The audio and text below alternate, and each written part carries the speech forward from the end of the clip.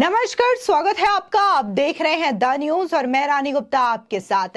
जाति आधारित सर्वे को लेकर के इस वक्त बिहार में बवाल मचा हुआ है। आपको बता दें कि पिछले दिनों जब गृह मंत्री अमित शाह बिहार दौरे पर गए थे तब उन्होंने जातिगत आधारित सर्वे को लेकर के बड़ा सवाल उठाया था। अब इस सवाल के बाद बिहार के सीएम नीतीश कुमार पूरी तरीके से बौखलाए हुए नजर आ रहे हैं। दरअसल जाति आधारित सर्वेक्षण पर बिहार के मुख्यमंत्री नीतीश कुमार ने बिहार की विधानसभा में यह कहा कि कुछ लोग कहते हैं कि इस जाति की जनसंख्या बढ़ गई या घट गई, लेकिन ये बताइए कि जब इससे पहले जाति आधारित जनगणना नहीं हुई तो आप ये कैसे कह सकते हैं कि इस जाति की संख्या बढ़ गई या फिर घट गई। हम शुरुआत से केंद्र सरकार से कहते आए हैं कि वे भी जातिगत जनगणना करे। 2022-21 में जो जनगणना होनी थी वो नहीं हुई, तो जितना जल्दी हो सके शुरू कर दे। आपको बता दें कि सीएम नीतीश कुमार ने आरक्षण को 50% से बढ़ा करके 75% करने का प्रस्ताव आज बिहार की विधानसभा में भी पेश किया है। दरअसल आपको बता दें कि हाल ही में केंद्रीय गृह मंत्री अमित शाह ने जाति आधारित सर्वे पर कई सारे प्रश्न चिन्ह खड़े किए थे। आपको बता दें कि केंद्रीय गृह मंत्री अमित शाह ने रविवार यानी कि 5 नवंबर को बिहार के मुजफ्फरपुर में एक रैली को संबोधित किया। इस दौरान उन्होंने बिहार की नीतीश कुमार सरकार पर जाति आधारित सर्वेक्षण में जानबूझकर मुस्लिमों और यादवों की आबादी बढ़ाकर दिखाने का आरोप लगाया है।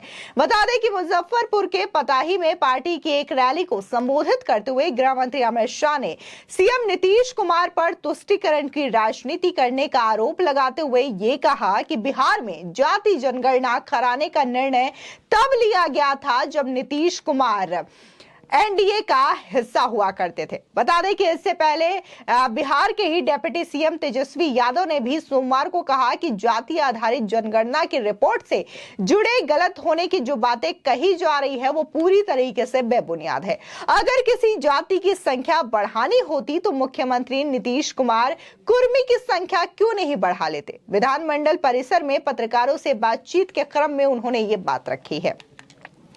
साथ ही तेजस्वी यादव ने कहा कि दरअसल जाति आधारित जनगणना की रिपोर्ट जारी होने के बाद बीजेपी वाले अकबका गए हैं। किस आधार पर यह कहा जा रहा है कि किसी जाति की संख्या बढ़ा दी गई और किसी की घटा दिया गया है। गृह मंत्री अमित शाह को मुजफ्फरपुर में बोलना कुछ और था, वो बोल कुछ और गए। उनके बार बार यहां आने का लाभ तो हमें ही मिल रहा है। आपको बता दें कि जिस तरीके से जाति आधारित जनगणना को लेकर के काफी सारे प्रश्न चिन्ह खड़े हो रहे हैं और खासकर कहीं ना कहीं जो इसकी शुरुआत है कहीं ना कहीं राहुल गांधी के द्वारा जो संसद में बयान दिया गया था उसके बाद से ही लगातार जारी है। बातें हो रही थी महिला आरक्षण बिल पास क्यों नहीं हुआ कांग्रेस के इतने वर्षों के कार्यकाल में, और ये काम करके दिखा दिया मोदी गवर्नमेंट ने।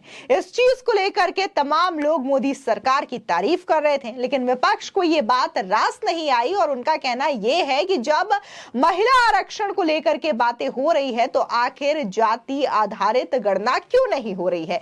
जिसके बाद देखने को मिलता है कि संसद में यह सवाल उठ ही रहा होता है, तमाम नेता अपने अपने बयान दे रहे होते हैं, लेकिन अचानक से बिहार की सरकार जो है वो जाति आधारित गणना रिलीज कर देती है, जिसके बाद से ही लगातार बिहार में सियासी तूफान देखने को मिल रहा है।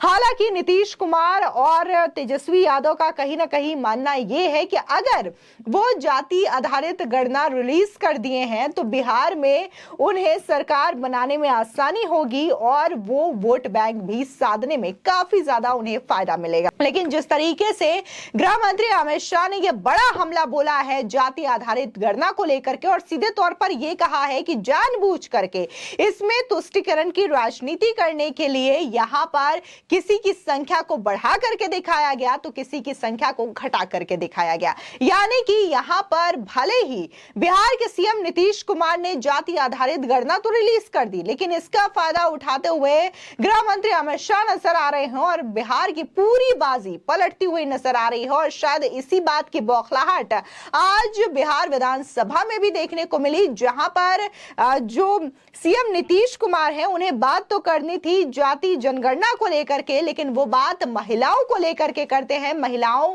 के साक्षरता दर को लेकर के करते हैं और बातों बातों में उनके बोल इतने ज्यादा बिगड़ गए कि वो बातें अब सोशल मीडिया पर इतनी ज्यादा वायरल हो रही है कि नीतीश कुमार की फजीहत हो रखी है। तमाम जनता का यह कहना है कि किसी राज्य के मुख्यमंत्री इस तरीके का स्टेटमेंट आखिर विधानसभा में कैसे दे सकते हैं।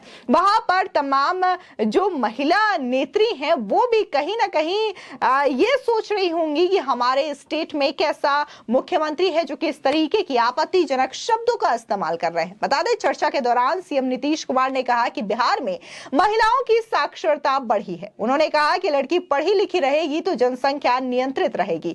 पूरे सदन में इस बयान के दौरान एक अजीब सी स्थिति देखने को मिली। महिला विधायक इस पर नाराज दिखी और वहीं कुछ अन्य विधायक जो है इस पर हंस रहे थे। लेकिन इस वक्त ये वीडियो सोशल मीडिया पर काफी ज्यादा वायरल हो रही है। जहां चर्चा होनी चाहिए थी कि आज बिहार के विधानसभा में नीतीश कुमार ने जातिगत जनगणना का जो फीसदी है, जो रिकॉर्ड है, वो बढ़ाने को लेकर के प्रस्ताव रखा है, लेकिन इस बात को लेकर के कम चर्चा हो रही है और जो नीतीश कुमार के बोल बिगड़े हैं महिला साक्षरता दर को लेकर के, उस पर ज्यादा चर्चा हो रही है। तमाम आप सोशल मीडिया पर इस वक्त वीडियोस देख सकते हैं कि कैसे नीतीश कुमार के इस बयानों की फजीहत हो रही है और हर कोई इस वक्त नीतीश कुमार को ट्रोल कर रहा है। जनता सीधे तौर पर इन वीडियोस को पोस्ट करके यही कह रही है कि आखिर एक स्टेट का सीएम इस तरीके से बयानबाजी कैसे कर सकता है, जहां पर विधानसभा में महिला नेत्री बैठी हैं वो भी असहज महसूस कर रही हैं। फिलहाल अगर बात हम जाति आधारित जनगणना की करें तो हालांकि